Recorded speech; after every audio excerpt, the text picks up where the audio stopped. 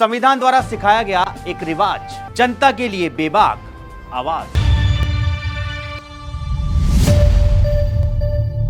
पश्चिम बंगाल के मुर्शिदाबाद में जारी हिंसा और सुप्रीम कोर्ट पर हो रही बयानबाजी के बीच पश्चिम बंगाल में राष्ट्रपति शासन की मांग वाली याचिका पर सुनवाई हुई। याचिका पर सुनवाई की मांग वकील विष्णु शंकर जैन ने सुप्रीम कोर्ट से की थी। विष्णु ने कहा कि बंगाल में पैरा मिलिट्री फोर्स की तत्काल तैनाती की आवश्यकता है। मुर्शिदाबाद हिंसा को लेकर दाखिल 2 याचिकाओं पर सुनवाई के दौरान सुप्रीम कोर्ट की टिप्पणी चर्चा का विषय बन गई है। याचिका पर सुनवाई करते हुए जस्टिस BR गवई ने कहा कि आप चाहते हैं कि हम इसे लागू करने के लिए राष्ट्रपति को परमादेश जारी करें। वैसे भी हम पर कार्यपालिका में अतिक्रमण करने के आरोप लग रहे हैं। विष्णु ने कहा कि याचिका में एक निवेदन दाखिल करने की मंजूरी दें। सुप्रीम कोर्ट ने कहा ठीक है। दूसरी याचिका वकील शशांक शेखर झा की ओर से दायर की गई है। याचिका के जरिए मुर्शिदाबाद हिंसा की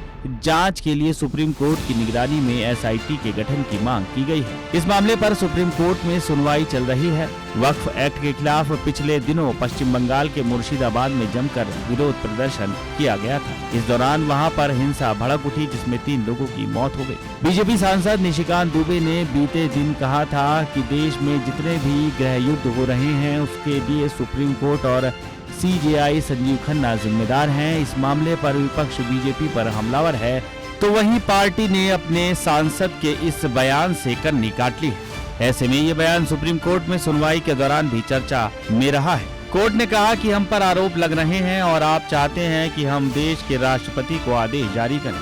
मुर्शिदाबाद हिंसा के बाद वहां कई घर ऐसे मिले जहां से परिवार पलायन कर चुके हैं और लूटपाट के बाद उनके घरों को जला दिया गया है। सिर्फ राज्यपाल ही नहीं, महिला आयोग की टीम ने भी मुर्शिदाबाद का दौरा किया, जिसके बाद महिला आयोग की अध्यक्ष विजया रहाटकर ने कहा कि यहाँ लोग इतने दर्द में हैं जिसे शब्दों में बयान नहीं किया जा सकता है।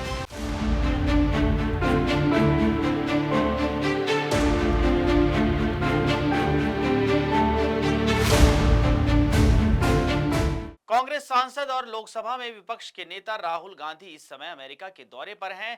इस दौरान उन्होंने बोस्टन में एक मीटिंग में भारतीय प्रवासियों को संबोधित करते हुए आरोप लगाया कि भारत में चुनाव आयोग के साथ समझौता किया गया है। उन्होंने आगे कहा कि सिस्टम में कुछ गड़बड़ है। राहुल गांधी ने बैठक को संबोधित करते हुए दावा किया कि महाराष्ट्र में कुल लोगों की तुलना में ज्यादा लोगों ने मतदान किया और ये एक फैक्ट है। चुनाव आयोग ने हमें शाम करीब 5:30 बजे एक आंकड़ा दिया और 2 घंटे में करीब 7:30 बजे तक 65 लाख मतदाताओं ने मतदान किया, जो असंभव है। उन्होंने आगे कहा, हमारे लिए ये बिल्कुल साफ बात है कि चुनाव आयोग से समझौता किया गया है। सिस्टम में कुछ गड़बड़ है। इससे पहले चुनाव आयोग के सूत्रों ने कहा कि वोटर्स लिस्ट में हेरफेर के बारे में राजनीतिक दलों की तरफ से लगाए गए आरोप निराधार थे।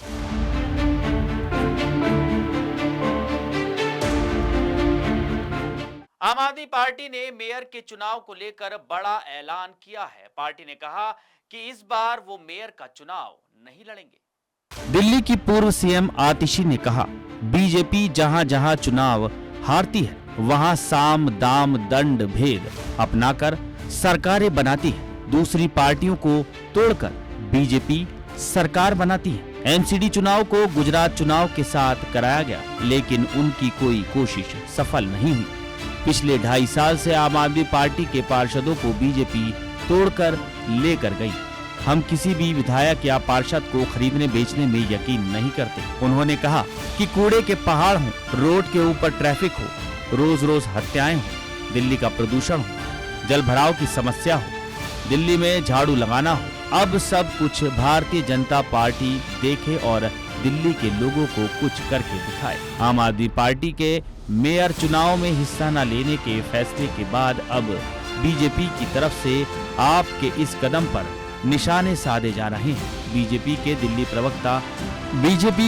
प्रवक्ता प्रवीण शंकर कपूर ने कहा, आम आदमी पार्टी अच्छी तरह जानती है कि वो दिल्ली नगर निगम में न सिर्फ बहुमत खो चुकी है बल्कि पिछले 2.5 साल में नगर निगम का प्रशासनिक और रखरखाव कार्य दोनों ठप कर दिए हैं। इसी के चलते अब आम आदमी पार्टी त्याग का नाटक कर रही है। बीजेपी के प्रवक्ता ने जहां आम आदमी पार्टी के मेयर चुनाव से पीछे हटने पर पार्टी को घेरने का काम किया है, वहीं दूसरी तरफ उन्होंने कांग्रेस और आप के गठबंधन की भी बात कही है। उन्होंने कहा संभव है यहां से आगे आप और कांग्रेस गठबंधन करें।